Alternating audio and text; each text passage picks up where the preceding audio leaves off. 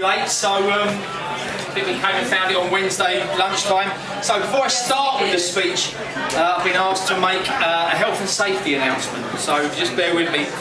So if you could just keep an eye on Carrie tonight. Last week she had 5 drinks and took the following day off very ill. Sometimes for that is hangover. So you know, just be aware. Thanks. That's the health bit, and the safety bit is if you just keep an eye on Carrie tonight. Before last week, she'd been drunk twice in the last year, and both times she'd fallen face first. Black eyes, broken nose, teeth, really serious damage. So you know, just be aware of her. Thanks very much. Right then, Carrie Lamb. I have to tell you that I came across a moral dilemma when I was writing this speech, because in fact there are 2 Carrie Lambs.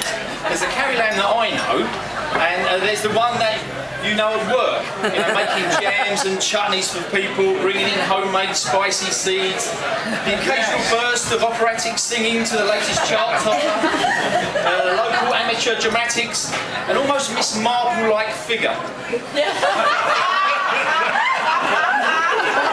It's true.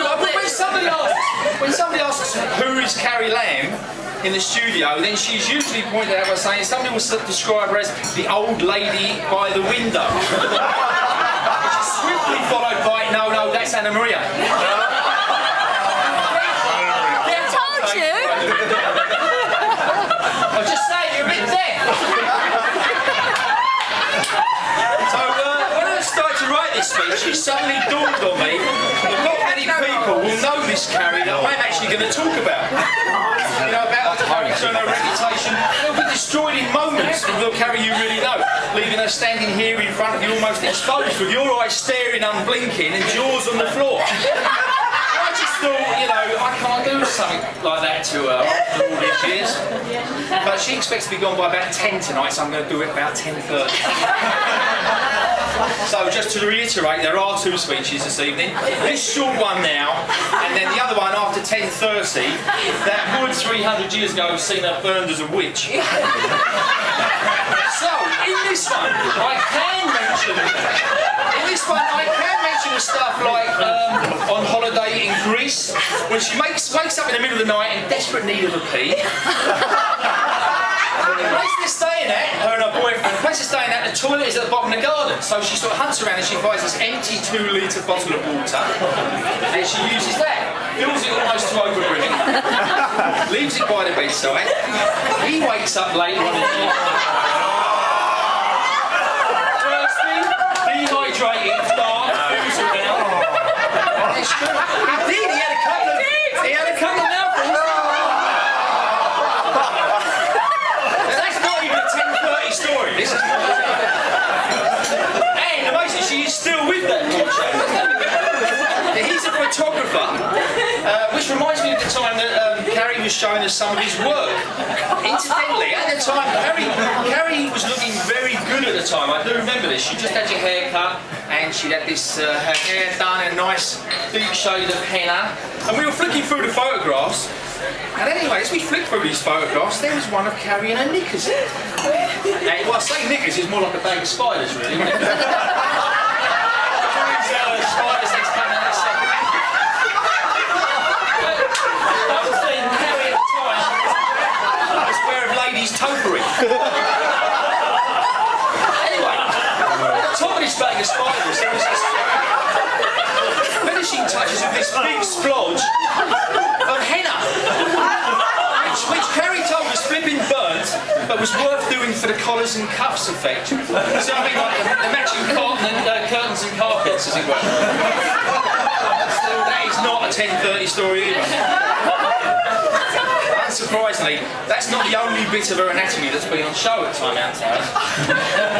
We once launched a magazine called 2020. It's quite difficult to produce, and a lot of planning and work went into it, and at the end of it, in true Time Out style, everybody went out and got really pissed. There's lots of people celebrating in their own little way. Carrie's way of celebrating was sort of like football striker style, where she took her top off and her bra and ran around the studio waving her arms in the air. Well, she couldn't do it nowadays because she'd trip over it. That image, I can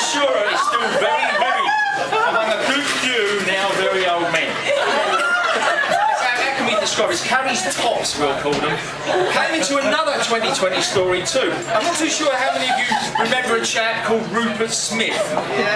For those who don't know him, he makes Paul Burston look like Vinnie Jones. But anyway, Carrie wasn't truly convinced he was totally gay. And she was once caught in the loop with him, with one hand on her bare breasts, jiggling them around, and the other hand gauging his reaction on his appendage. And there was absolutely no response, was there? That's another 10:30. That's not a 10:30 story. Still with Rupert and Carrie, in those days, they shared the same unrequited love in a chap called Greg Miller, who used to work in Systems. Some of you might remember him. And at one Christmas party, they were both offering him their blowjob services. which turned into a bit of an argument, based on the fact that Carrie thought she was losing out. It got really, really catty. Greg walked off, and Rupert and Carrie decided to have this big old snog together and make up. But little did Carrie know that Rupert had puked his ring up about 15 minutes. By the way, I can tell Carrie now that neither had a chance that night, because as Greg has pointed out, and anyone in Systems will tell you, Simon Chafford does the best blowjobs.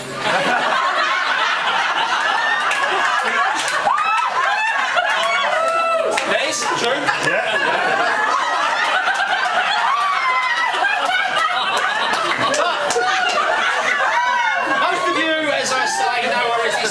Nutty little bird with a true laugh and an insatiable penchant for nattering.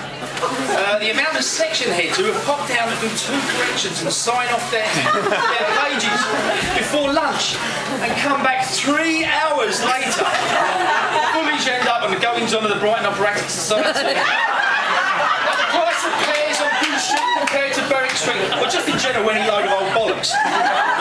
Many is the time that I have had to remove shoelaces and sharp-edged objects away, as they look for a way out. Any way out, it's often one-way conversation.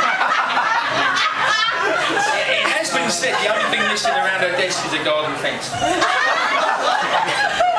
And out of it, theatre, because of her interest, get it worse. You must have noticed a huge turnover in theatre. It's no coincidence.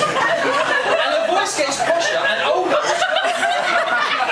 And I do remember when she first started, Rachel contemplating an open window. As Carrie went through each listing going, oh, wonderful direction, fantastic stage lighting, production. And it just felt like a never-ending loop. It did to me, I don't know how it Rachel. Anyway, now she's leaving us. Spend more time in Brighton doing amateur dramatics, making cards and recycling containers, which to me sounds like retirement, but she insists it's not. She says I'll miss her, and I must confess I will. I've got nowhere to put my hands now. It's true, if her boyfriend ever dusted her down for fingerprints, I'd be banged to rights. So Monday I've decided I'm going to take up smoking. But I believe we will all miss her. The last of the Lamb dynasty that worked at Time Out. Because for those of you who don't know, all 4 Lamb sisters have worked at Time Out at some point.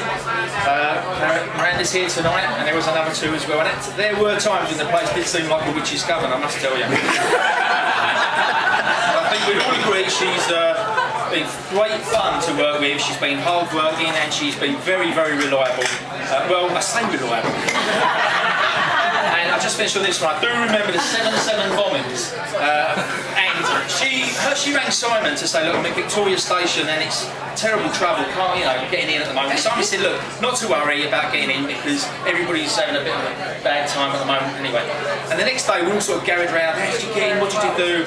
And we were recounting our stories, and someone asked Carrie what she did because she got to Victoria, and she said she went to visit a friend in North London. We all worked it out where it was and said, well, you must have walked past the offices to get there. And she said, oh, she did, but Simon said not to worry about it.